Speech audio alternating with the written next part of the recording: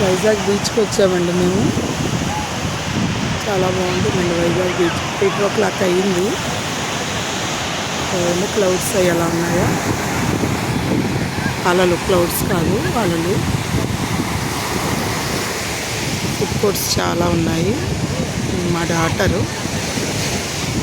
వీళ్ళు హ్యాపీగా ఉన్నారు. అదిగోండి హోటల్ అండి. చాలా ఉన్నాయి చూడండి ఎంత బాగుందో. Vizag RK beach is better place in India అండి. చాలా బాగుంటుంది. చాలా బాగా ఎంజాయ్ చేయొచ్చండి ఇక్కడికి వస్తే.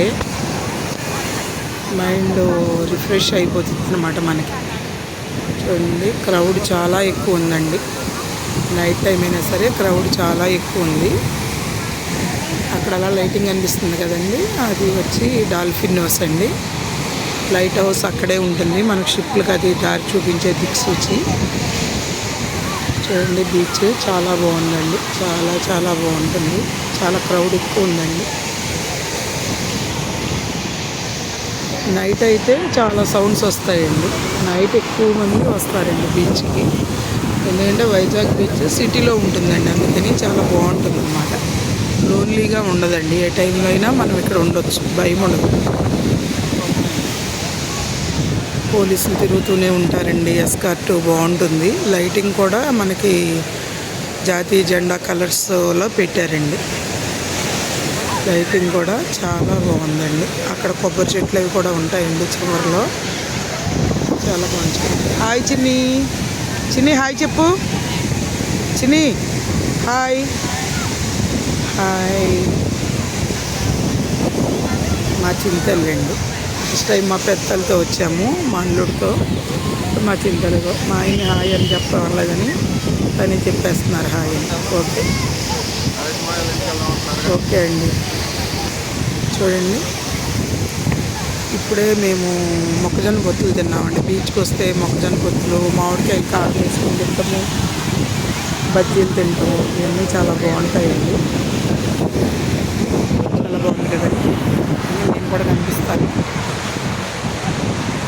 హాయ్ అండి. హాయ్ హాయ్ చెప్పండి. హాయ్. బ్యాక్ కెమెరా కాబట్టి కనిపించు. ఓకే అదండి విషయం. చూసారండి బీచ్ చాలా బాగుంది. అదిగోండి షిప్, ఆ చివర లైటింగ్ షిప్ లైటింగ్ అండి. స్లోగా మూవ్ అవుతుంది చూడండి. స్లోగా మూవ్ అవుతున్నట్టు కనిపిస్తుంది. అది ఇక్కడ కూడా షిప్స్ అన్నీ లంగర్ వేసి ఉన్నాయండి. షిప్స్